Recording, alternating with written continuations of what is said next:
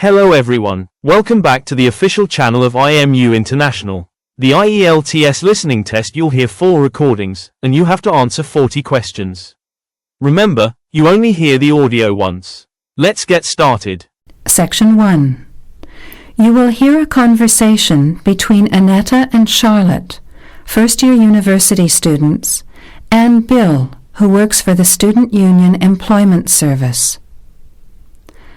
First, you have some time to look at questions 1 to 5.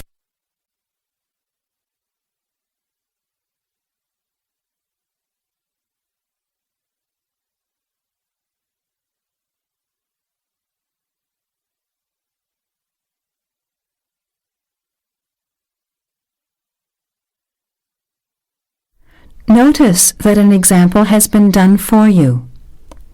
This time only, the conversation relating to the example will be played first. Hi Bill, this is my friend Charlotte. She's doing first year science too. The student is in first year science, so you write science on the form. Now, let's begin. Answer the questions as you listen. You will not hear the recording a second time. Listen carefully to the conversation and answer questions 1 to 5.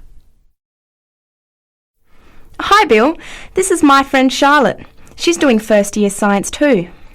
Pleased to meet you, Charlotte. Annetta told me you want some part-time work. Now, I just have to complete your details on the computer. What's your surname? Johnston. With an E? Yes, Johnstone.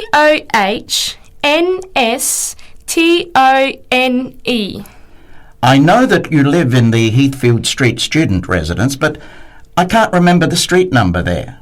It's 126. 126. Good. And the phone number? Well, actually, I never give people that number because sometimes nobody answers or they forget to pass on the messages. So, I bought a mobile phone yesterday, but I can't remember the number. I think it's 0414 847 748. I'll just check. No, sorry, not 748. It's 749. 0414 847 749? Yes, that's right. I must try and remember it. And what sort of work are you looking for? Well, anything really, I suppose, though it depends when it is. I'd rather work during the day, if that's possible. How many hours a week were you thinking of? Oh, I'm not sure. Maybe about 10. But I need to keep at least 2 days a week free for study. Do you have any work experience? Not much, though I used to help in my uncle's shop when I was at school. OK, well, I'll put it in, but we don't usually get shop work. What about gardening? I'd rather not. Everything I touch dies. What other kinds of work are there? Well, there's a lot of demand for house cleaning, fast food preparation and kitchen work and pizza delivery if you've held a driving licence for 12 months. I'm not sure. Can I have a look at the vacancies while you talk to Annetta? You now have some time to look at questions 6 to 11. As you listen to the rest of the conversation, answer questions 6 to 11.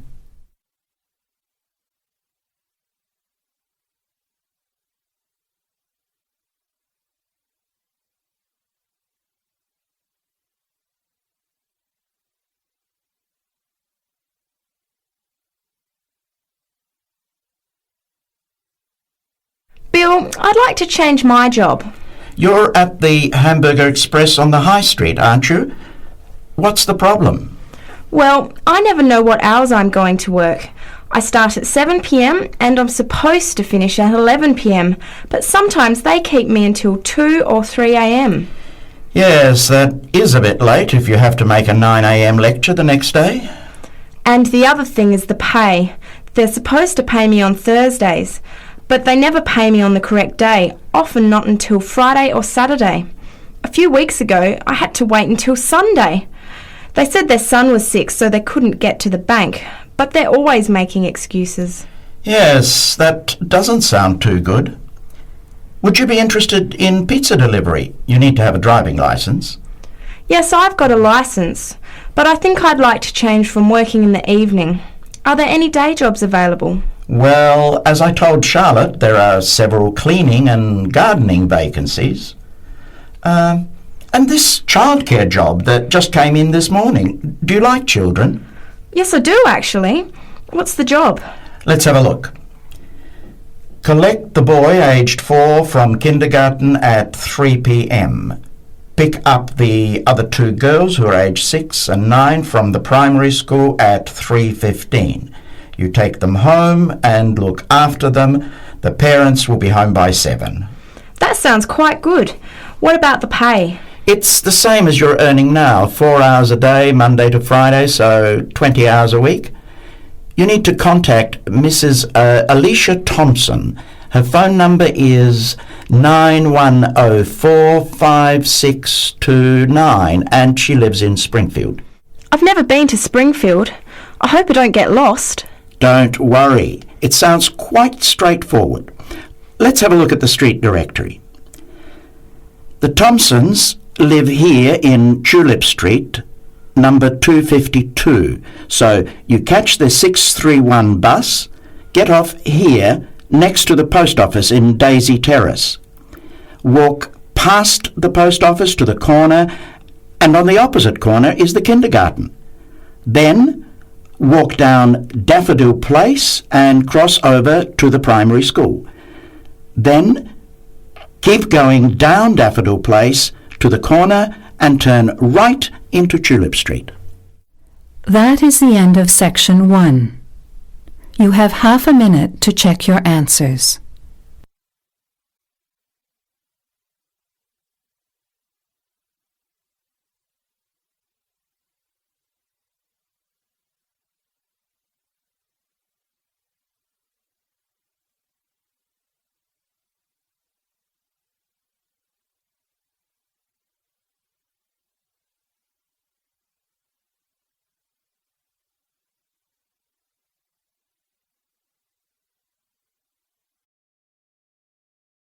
Now turn to Section 2. Section 2. You will hear the Overseas Student Officer talking to some new students about the arrangements for an excursion to Ironbridge. Before you hear the talk, you have some time to look at questions 12 to 16.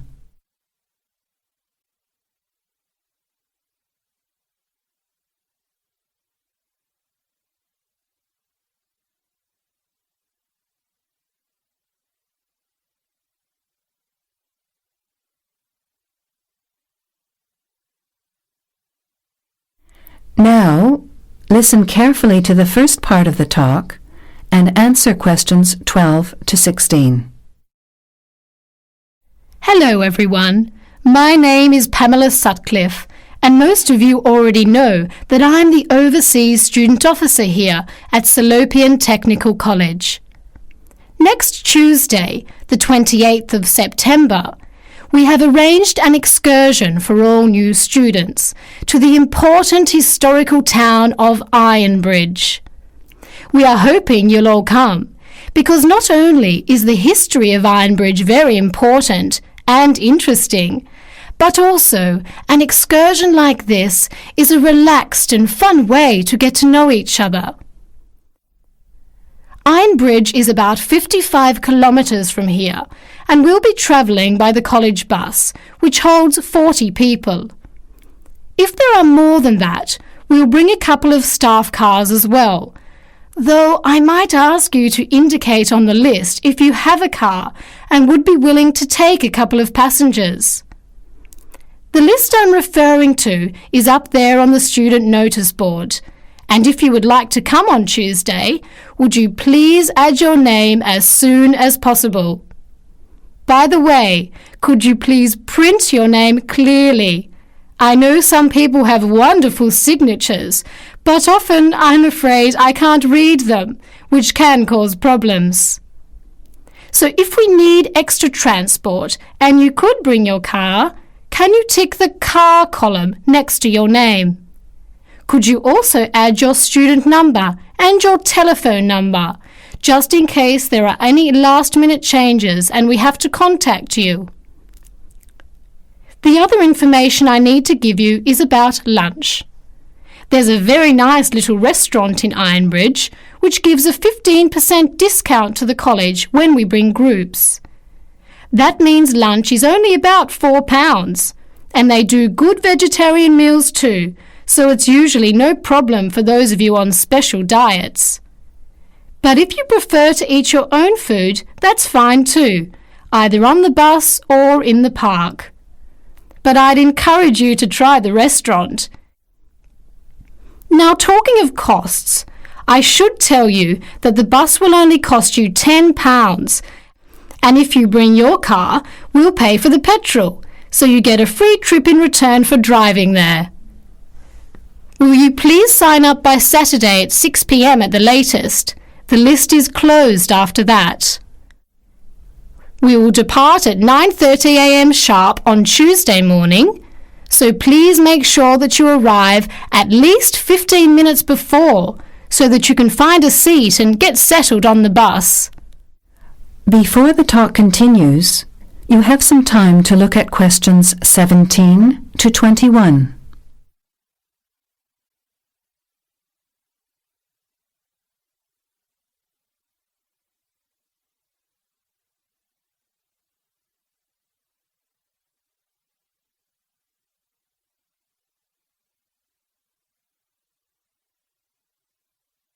Now, as the talk continues, answer questions 17 to 21.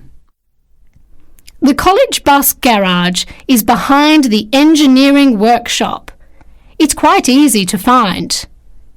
If you come here to the Student Union building, then walk east down the avenue until you get to the childcare centre on your left, and then turn left and walk past the sports centre and the tennis courts, which are both on your left.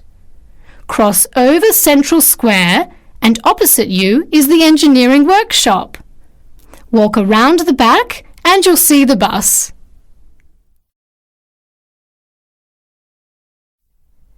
Please wear comfortable shoes, as we'll be walking around Ironbridge and be on our feet for most of the day.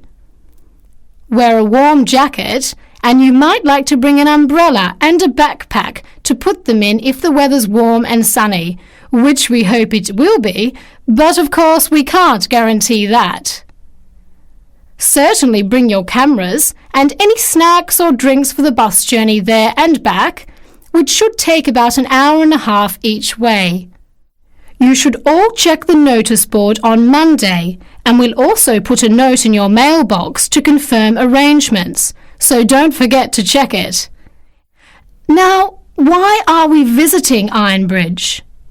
Well, Ironbridge, as the name suggests, has got the original iron bridge. That is, the first ever iron bridge in the world. It was the birthplace of the Industrial Revolution, and for 40 years it led the world, as Britain changed from an agricultural society into an industrial one. It's hard to imagine today that this pretty, sleepy little tourist town was one of the most important places in England for over a century. Just imagine, 200 years ago, people from all over Europe and even North America came to Ironbridge to learn about what was then the latest technology.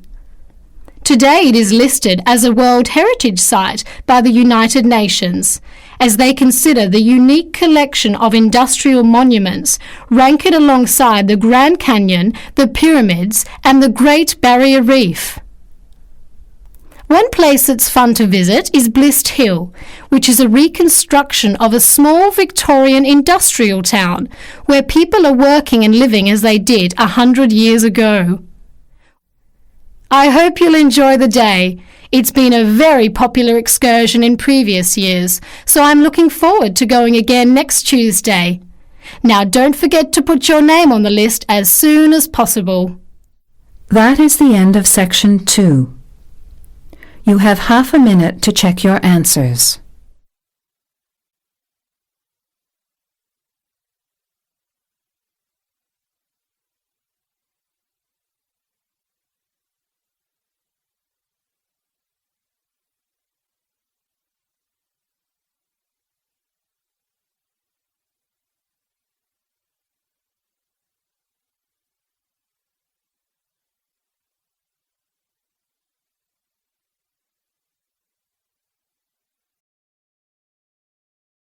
Now turn to Section 3.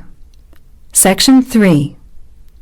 You will hear a group of students, Henry, Joe, Nancy, and Gordon, discussing changes to their work experience placement arrangements. Before you hear the conversation, you have some time to look at questions 22 to 26. The first 2 student arrangements have been done for you as examples.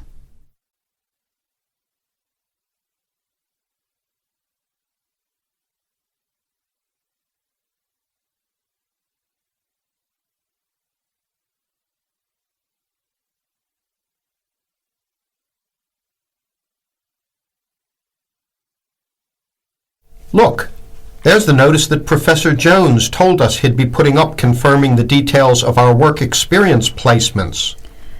But I thought that was already arranged. No, he said he'd have to check with the companies that the days we preferred were okay for them. Let's see if any have changed. Teresa's not here today, but her name's first. It says the Uni Bookshop, Friday mornings starting on the 23rd of March. So nothing's changed. I'll let her know. What about Manuel? He's not here either. Is he still going to the music store in the High Street? If it's mainly music, yes, he's still down for that on Friday afternoons starting on the 9th. The day's different. It's changed from Tuesday mornings, but that's okay. I'll tell him. He'll really enjoy listening to music all day. Now, where's my name? Henry. Here it is. I'm going to the beauty shop, and I said I preferred Thursday afternoons. Oh, good, that seems okay. And my start date hasn't changed either. Joe, what day did you opt for? I'm going to Highway Hotels on Monday mornings. Yes, that's okay. And starting on Monday the 12th of March. Oh, has that been changed? Okay, I was scheduled to start the week before. I'll just make a note of that. What about me, Henry? Have I still got the Explore travel service on Wednesday mornings? Just a minute. Where's your name? Let's see. Nancy. Okay, here it is. Explore travel on Wednesdays, yes, but afternoons, and starting date is Wednesday the 14th of March. Has the date changed? No, not the date, just the time, which is fine. I'll get to sleep in. You lazy thing, Nancy. Chris's name is next on the list. Gorgeous Gowns Fashions. What a name. Yes, it sounds good, doesn't it? I'm hoping he'll bring me some free samples. So, has he still got Wednesday mornings? Yes, Wednesday mornings starting on the 14th of March. Okay, I'll tell him when I see him tonight that his arrangements haven't changed. Gordon, what about you? I chose that software company that makes computer games. I can't remember its name, but I asked for Tuesday afternoons. Oh yes. Here it is. Games to go on Wednesday mornings. There's a note here saying they have their weekly staff meetings on Tuesday afternoons, so that wouldn't be much use to you. That's why they've changed it to Wednesdays, starting on the 21st of March, so you can see their working setup. OK, I'm glad they've changed it. I don't think I'd want to sit through a meeting every week. Before the conversation continues, you have some time to look at questions 27 to 30.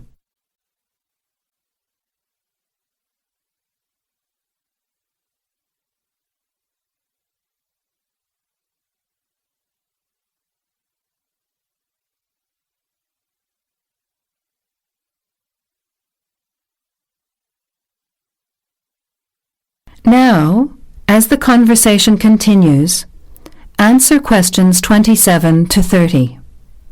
Can someone remind me what time we have to get to our placement in the afternoons? It says here, mornings start at 9 a.m. and afternoon sessions at 1 p.m. Oh, that's a shame. I thought Professor Jones was going to change it to 9:30 a.m. and 1:30 p.m. Yes, he did say that he'd try to make it later, but obviously that wasn't possible. By the way, just in case, what happens if we're ill or something and can't make it? Do we phone the college or the place we're going to? I think we have to phone the company first and then the college. Didn't you get the information sheet about work experience at our last seminar? No, I missed it because I had to go to the dentist. What else did it say? Well, we have to do a total of 24 hours altogether. So if we miss one of the arranged sessions, we have to organise another time to make up the hours. And he gave us details of the presentation we have to give about our work experience. Oh, really? What do we have to do? In week 10, we each have to give a presentation to the class about the company we've been with. It's 30% of our final mark for this subject, so it's going to be a lot of work.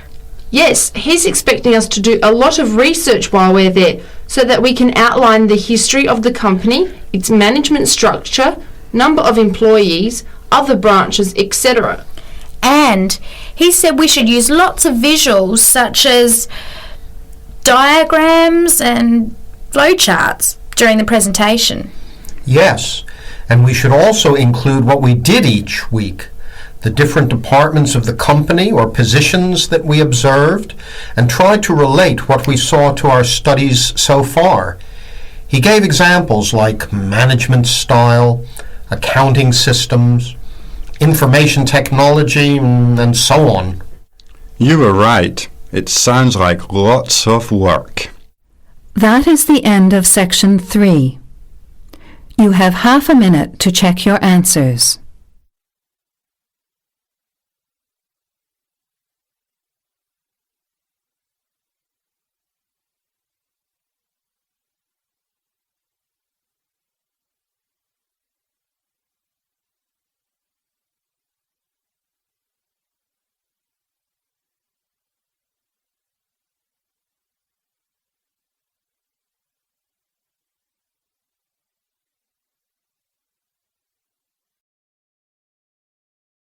Now turn to Section 4. Section 4. You will hear a talk from a member of the Conservation Society talking about green cleaning. First, you have some time to look at questions 31 to 34.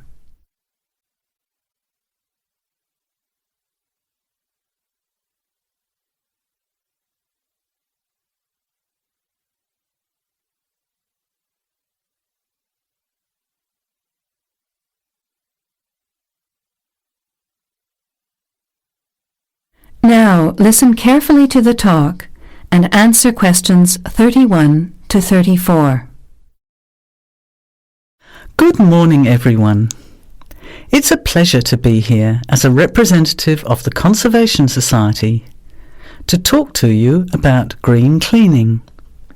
In other words, about ways you can help to save the environment at the same time as saving money.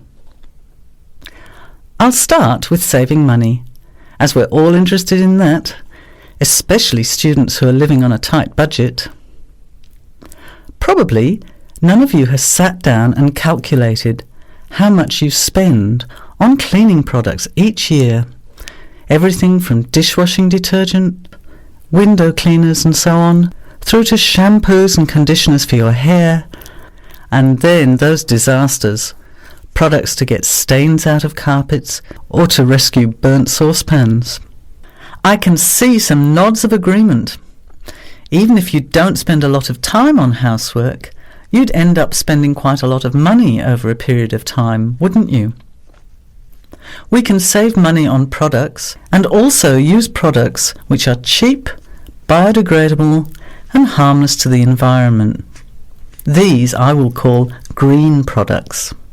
Unfortunately, most cleaning products on sale commercially are none of these, and many of our waterways and oceans are polluted with bleach, dioxins, phosphates and artificial colourings and perfumes. Also, think how many plastic bottles each household throws away over a year. They'll still be around in landfill when you are grandparents.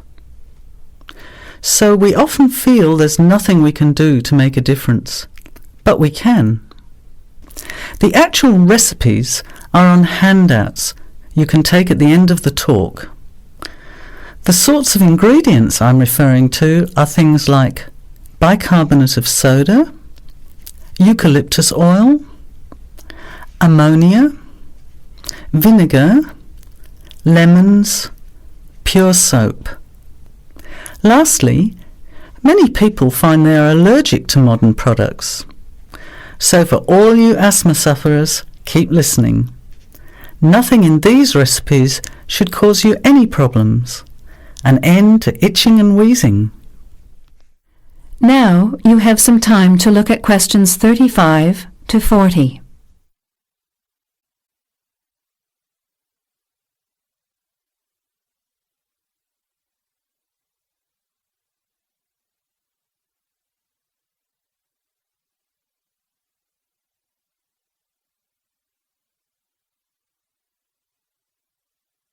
Now listen and answer questions 35 to 40. So, let's start with spills and stains. Soda water is wonderful as an immediate stain remover. Mop up the excess spill. Don't rub, but apply soda water immediately. It's great for tea, coffee, wine, beer and milk. As is salt or bicarbonate of soda, which will absorb the stain. Then vacuum when dry and shampoo if necessary. While we're talking about disasters, let's quickly look at some others that can be avoided. Bicarbonate of soda is wonderful for removing smells, especially in the fridge. An open box in the fridge will eliminate smells for up to 3 months. And those terrible burnt saucepans, either sprinkle with our good friend bicarb again and leave it to stand, or cover with vinegar and a layer of cooking salt. Bring it to the boil and simmer for 10 minutes, then wash when cool. Much cheaper than a new saucepan. Then there are heat rings on wooden furniture. Simply rub with a mixture of salt and olive oil, or for scratched furniture, use olive oil and vinegar. Now, let's look at general cleaning. First, the floors. If your floor covering is made of slate, cork or ceramic tiles or lino, it probably only needs a mop or a scrub with vinegar in a bucket of water. Carpets can be shampooed using a combination of pure soap, washing soda, cloudy ammonia and some boiling water. You put a small amount of this mixture onto the mark on the carpet, rub with a cloth until it lathers, and then wipe off the excess. A smelly carpet can be deodorized by sprinkling bicarbonate of soda on the surface, leaving overnight, and vacuuming off the next day. Cleaning in the kitchen, bathroom and toilet is the next section. That concludes today's IELTS listening mock test. How did you perform? Compare your answers with the key provided to see your estimated band score. If you're ready to take your preparation to the next level, join us at IMU International. From intensive IELTS workshops to free student visa consultancy,